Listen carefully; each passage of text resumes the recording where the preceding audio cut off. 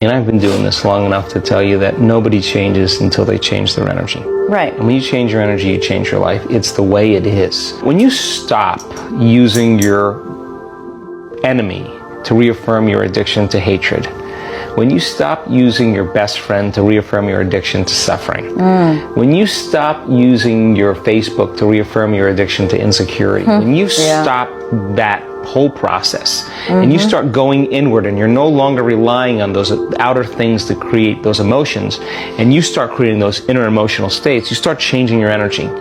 Now, whatever is no longer a vibrational match between you and that past, present reality is going to fall away. Right. They're just going to spiral out because you're no longer putting your attention on them. In other words, the stronger the emotion you feel with some problem in your life, the more you give it your attention. Where you place your attention is where you place your energy. You're giving your power away, your life force, your energy to heal to that person or that problem.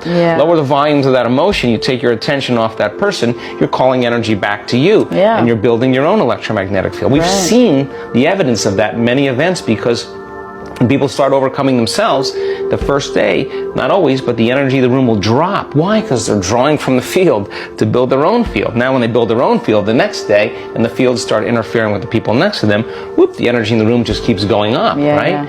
So now, there's no longer a vibrational match between you and your coworker, you and your job, you and your boss. Be prepared. Because that old known thing is going to fall away because you're no longer emotionally and energetically connected to it. Right. So then when you get in that state, it's not a time to try to put it back together. Because at the same time these things are unraveling and they're moving towards chaos, and chaos is just unpredictable order. Right. It's novelty, the newness of an experience that you can't predict is chaos. If you apply the formula, and all potentials in the quantum field exist as electromagnetic potentials. They are possibilities. So now you're going to combine a clear intention with an elevated emotion, the thought being the electrical charge, the feeling being the magnetic charge.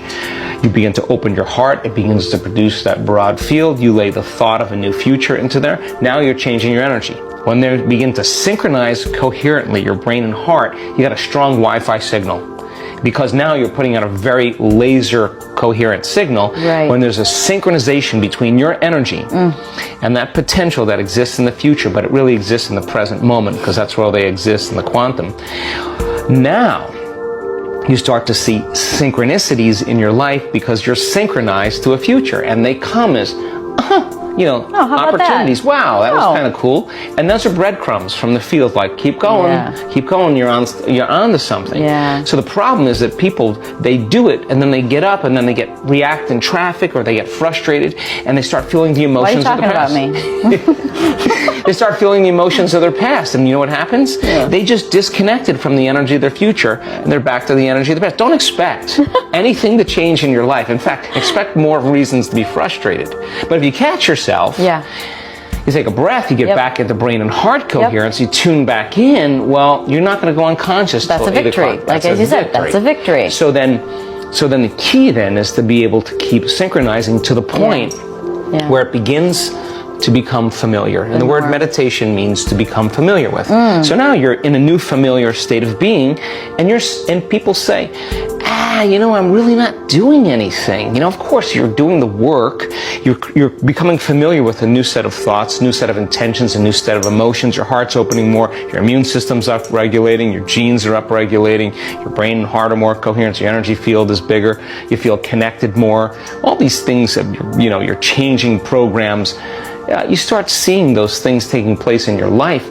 You're going to want to do this, right? It's not going to be effort. 100%. Now, live by the hormones of stress. The hormones of stress cause us to draw from this field and turn it into chemistry, heightens our senses. We become materialists. We narrow our focus on the cause. Now, when we create reality, now we're living in three-dimensional reality. The way we do it is we got to drag our body through space, from one point of consciousness where I am to my future, my dreams, another point of consciousness, and that's going to take time.